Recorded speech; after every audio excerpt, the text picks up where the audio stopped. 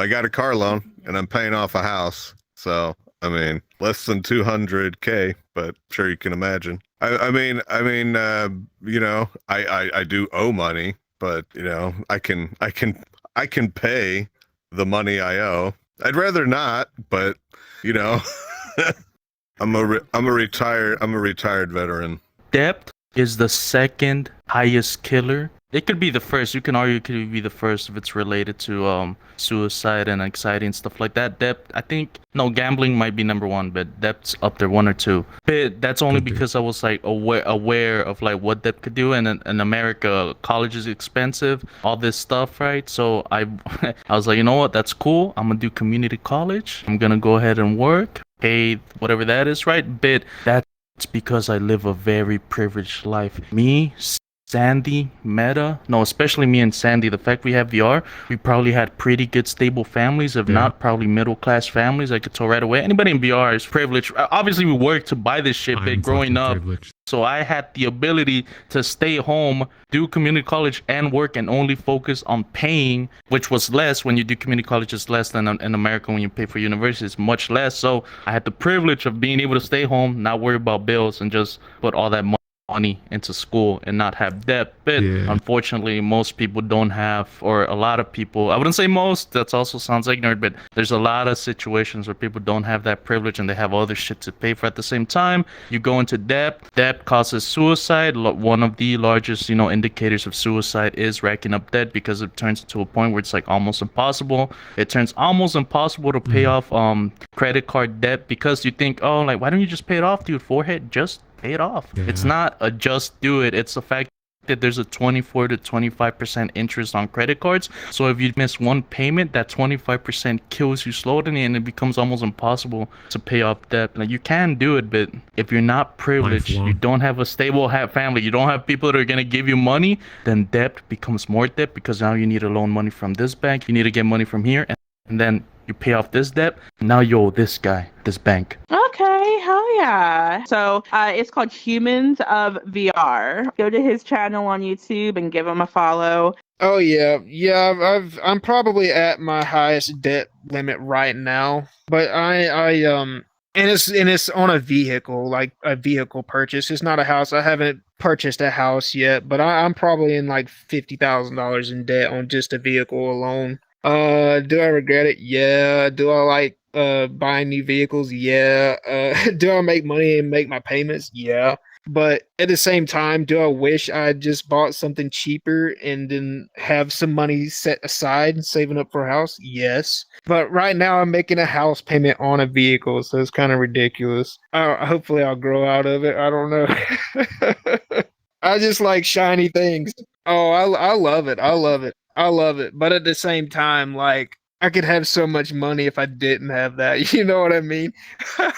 I should be saving up for retirement, but instead, like, every 3 or 4 years, I go out and I'm like, oh, a new vehicle. Oh, shiny. I want to buy. For me personally, I don't have debt, and I'm pretty, I guess you could say, thankful for that, because I went to school, I went to college, I hit it for about, oh God, what did I hit it for? 4 to 5 years? And then eventually, I got it right after that, I got a full-time job. But I personally, so this is different. This is different. I had family members foot that bill. It wasn't my parents, but I had other, family members that had helped out and stuff like that that actually had foot the bill for me. So it's somewhat different in the sense that I actually never paid. Like, I don't have any debt at all, but that would be my only debt if I had that. So I think the amount was exactly between or around 12 to 13,000. And that compared to, honestly, compared to other, people in their own professions, that's like nothing. So I have zero debt and a pretty decent credit score. It's not like crazy, but it's like 600 something.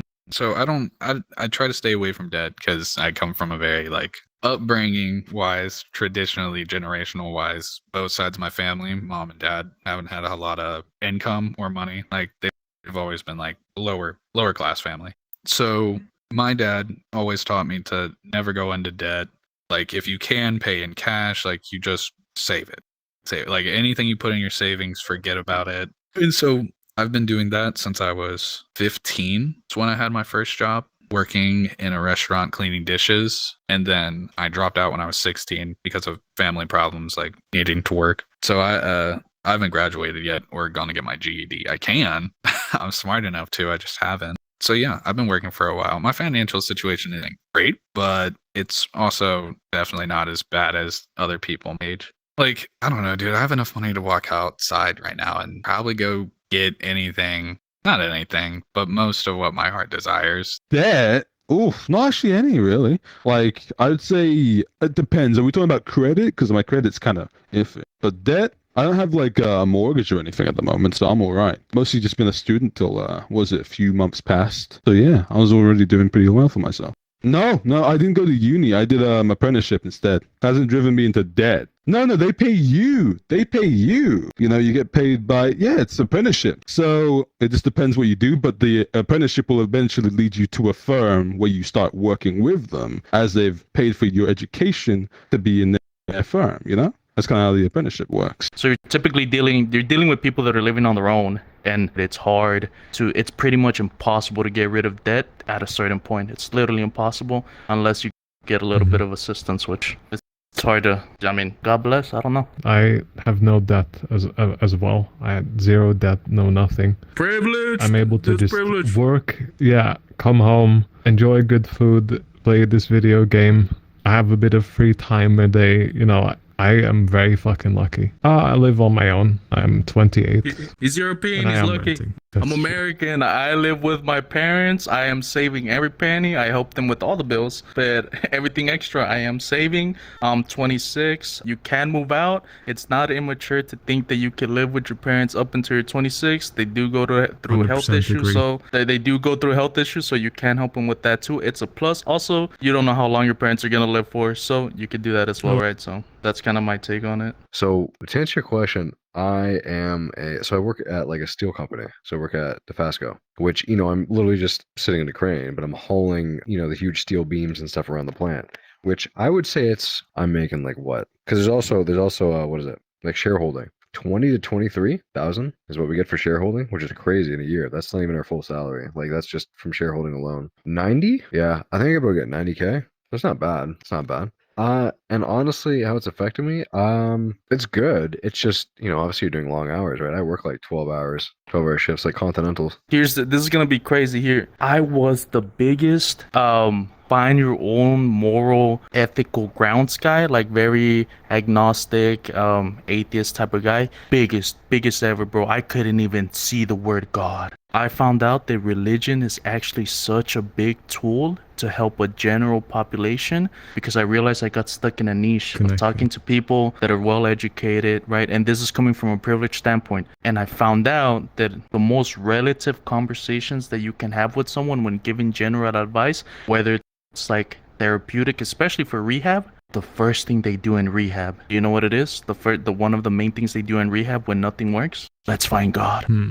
Let's turn to the Bible. Let's turn to the Bible. The 7 steps through religion. And you're like, man, God, what the fuck's I gonna help you with? It's because me and Sandy, us progressive retards and all the college guys that we went to school with, you know, liberal guys, which, you know, me and Sandy are very progressive. We don't want to think like, right, you know, we go all our lives like, you know, man, is religion true? For some reason, when you're at your lowest point, I don't know if you guys have been there, but when you're at your lowest point, there's something in the back of your head that goes like, man, God, if you're real, you'll stop me from doing this dumb shit right now. You know, you're like, prove me wrong right now. Yeah.